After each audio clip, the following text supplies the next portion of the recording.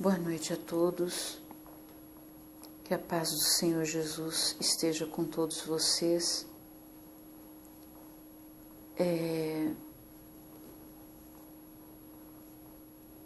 Hoje, dia de finados,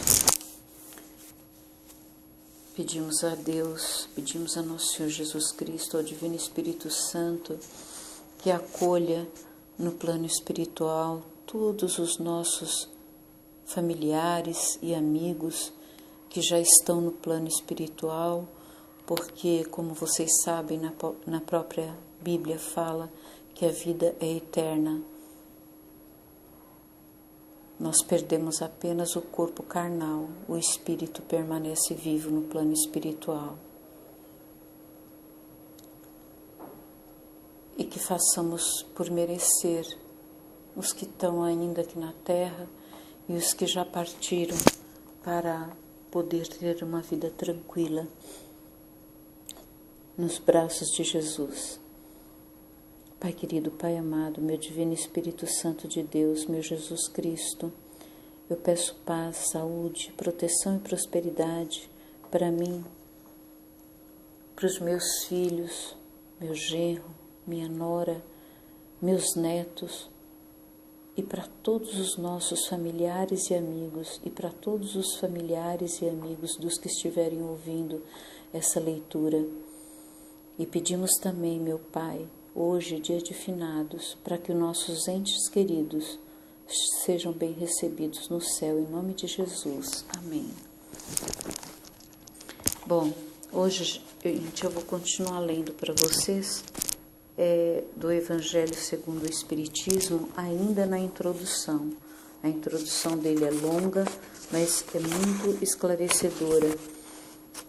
O Evangelho segundo o Espiritismo, ele me ajudou muito, não sei se eu já falei em outros áudios, ele me ajudou muito a ler e entender a Bíblia. Tanto é que hoje, graças a Deus, eu tenho o que eu leio para vocês, além do material kardecista, é a Bíblia da Mulher, a Bíblia de Estudos da Mulher, né? Que é essa que vocês estão vendo aí no vídeo. Ela vem com muitos esclarecimentos, isso é muito bom para nós. Bom, mas aqui no Evangelho segundo o Espiritismo, na introdução, página 17, eu vou ler agora para vocês a sinagoga. Sinagoga, do grego sunagogue, assembleia, congregação. Não havia na Judéia senão um único templo, e o de Salomão, em Jerusalém, onde se celebravam as grandes cerimônias do culto. Então, vejam que na sinagoga, já naquela época, chamava-se culto as celebrações. Os judeus para aí seguiam todos os anos em peregrinação para as principais festas, tais como as da Páscoa, da dedicação e dos tabernáculos. Foi nessas ocasiões que para lá Jesus fez várias viagens. As outras cidades não tinham templos, mas sinagogas.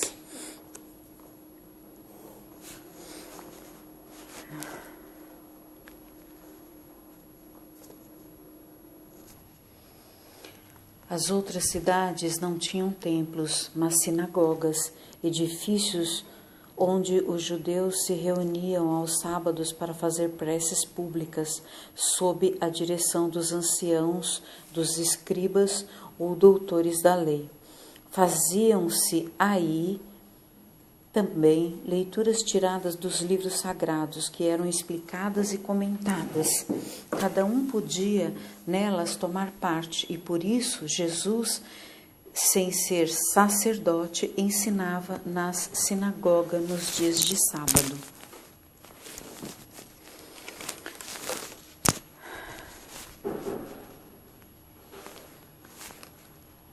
Você vê Jesus que tem a autoridade que tem,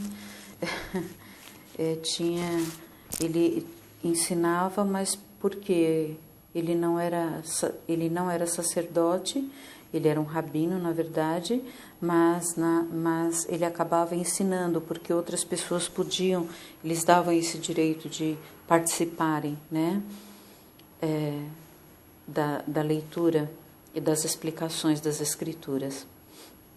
Depois da ruína de Jerusalém e da dispersão dos judeus, as sinagogas nas cidades que eles habitavam serviam-lhes de templos para a celebração do culto. Agora nós vamos falar um pouquinho sobre os saduceus.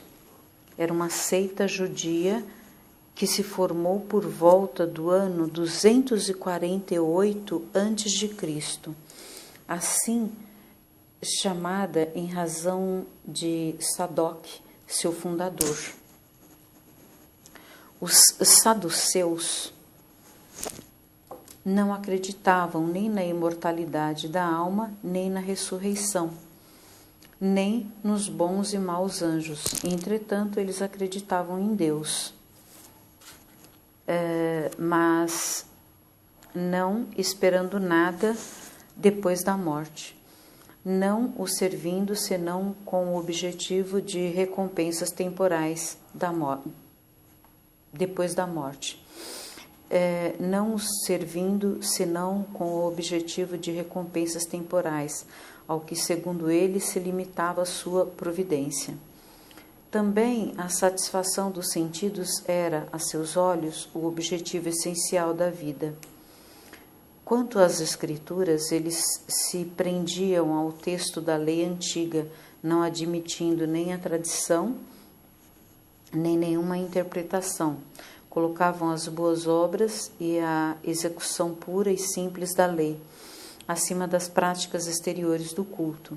Eram como se vê os materialistas, os deístas e os sensualistas da época. Esta seita era pouco numerosa, mas contava com personalidades importantes e tornou-se um partido político, constantemente em oposição aos fariseus. Olha só que coisa, uma seita acabou tornando-se um partido político, né? Saiu da religião, foi para a política e ficou sendo opositor dos fariseus. Agora eu vou falar dos essênios ou esseus. Seita judia fundada por volta do ano 150 a.C.,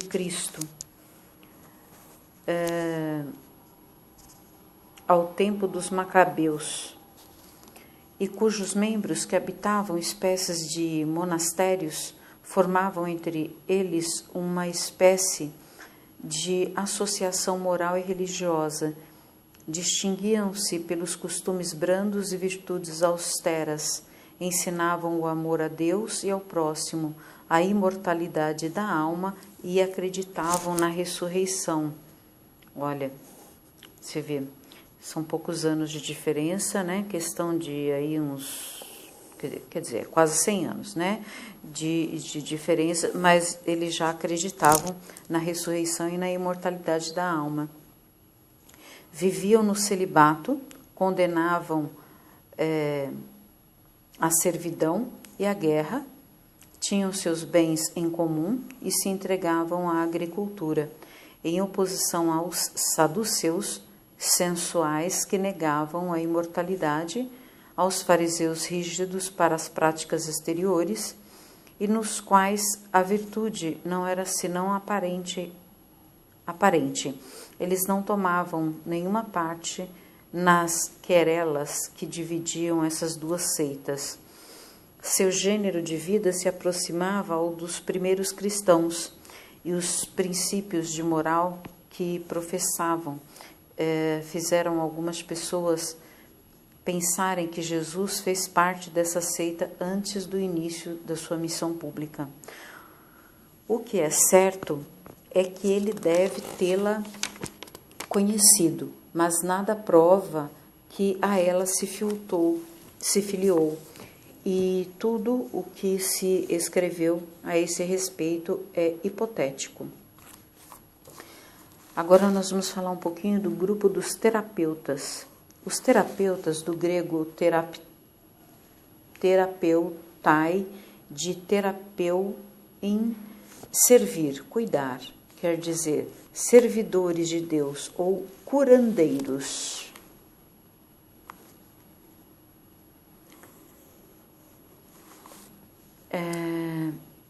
Sectários judeus contemporâneos do Cristo, estabelecidos principalmente em Alexandria, no Egito, tinham uma grande semelhança com os essênios, dos quais professavam os princípios como estes últimos. Eles se entregavam à prática de todas as virtudes. Sua alimentação era de uma extrema frugalidade, devotados ao celibato, à contemplação e à vida solitária. Formavam uma verdadeira ordem religiosa.